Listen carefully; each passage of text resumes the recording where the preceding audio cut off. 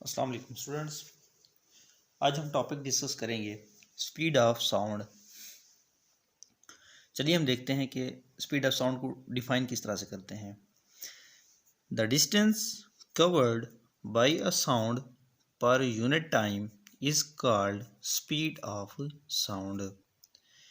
कि एक सेकंड में जितना डिस्टेंस साउंड कवर करे उस डिस्टेंस को स्पीड ऑफ साउंड कहते हैं, और कितनी वेलोसिटी के साथ स्पीड ट्रैवल करती है उस वेलोसिटी को स्पीड ऑफ साउंड कहते हैं। स्टूडेंट्स, स्पीड ऑफ साउंड ये दो फैक्टर्स पे डिपेंड करती है। पहला फैक्टर है हमारे पास दो फैक्टर्स पे डिपेंड करती है। पहला फैक्टर है जिसको हम कहते हैं डेंसिटी ऑफ द मीडियम।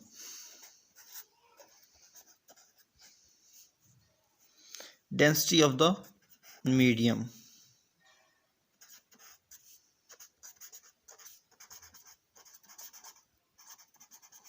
और दूसरा फैक्टर है elasticity of the medium. Elasticity of the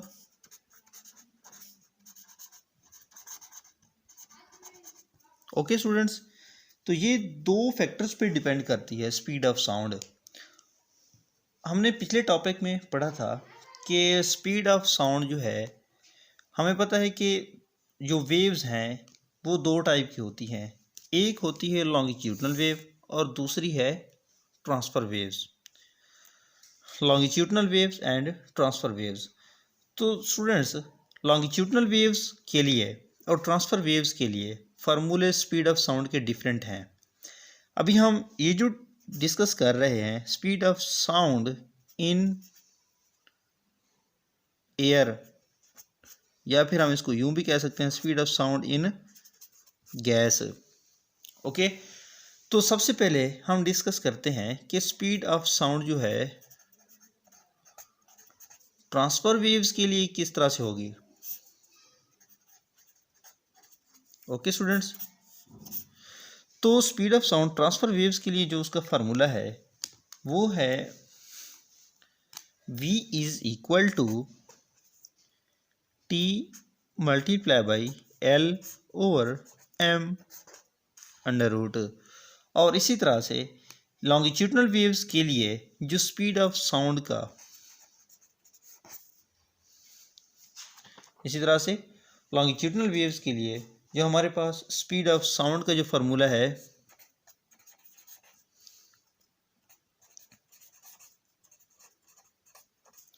उसका फार्मूला है हमारे पास v is equal to gamma p divided by rho. ये तो है हमारे पास। असल में हमारे पास ये दो फार्मूलाज यूज़ होते हैं। एक v is equal to gamma p over rho है, और दूसरा हमारे पास फार्मूला है जो हम इसको भी हम प्रूव करेंगे। इससे हम वेलोसिटी निकालेंगे स्पीड ऑफ साउंड की।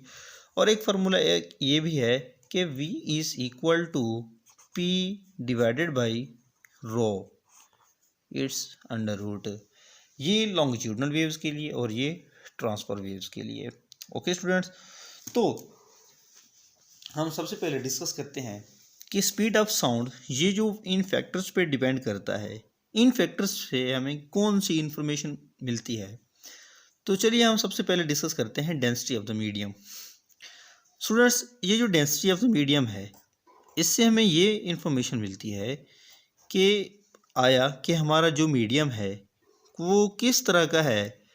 वो रेयर मीडियम है या फिर वो डेंसर मीडियम है।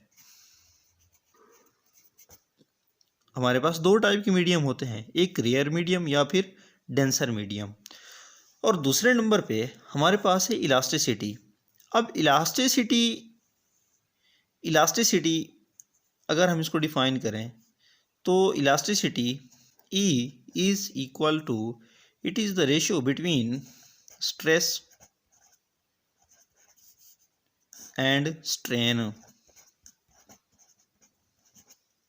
Okay students, elasticity E is the ratio between stress and strain. तो ये जो हमारे पास स्ट्रेस है, स्ट्रेस बेसिकली प्रेशर है which is equal to force per unit area, and strain, strain क्या है हमारे पास, स्ट्रेन है students change in volume divided by its original volume, this is elasticity. Okay, तो स्टूडेंट्स ये हमें इन दो फैक्टर्स पे डिपेंड करती है, स्पीड ऑफ साउंड के डेंसिटी ऑफ द मीडियम क्या है और इलास्टिसिटी ऑफ द मीडियम क्या है। तो अभी हम ये जो साउंड वेव्स हैं, साउंड वेव्स हमें पता है कि ये कौन सी वेव्स हैं, लॉन्गिट्यूडनल वेव्स हैं। तो हमारे पास फार्मूला है साउंड वेव्स को फाइंड करने का, जो कि है v is equal to p over rho under root. Okay students, तो ये जो हमारे पास p है ये बेसिकली इलास्टिसिटी है। p क्या है,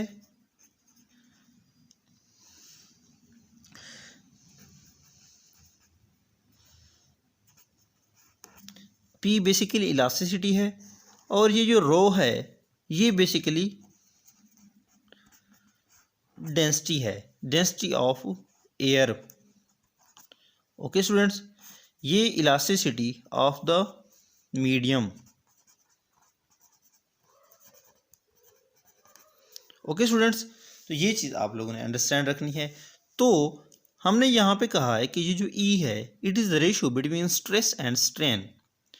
तो स्टूडेंट्स हमारे पास ये वाला फार्मूला है V is equal to P over rho. तो फिर ये हमें हमारे पास किस शक्ल में आएगा, ये होगा हमारे पास V is equal to delta P upon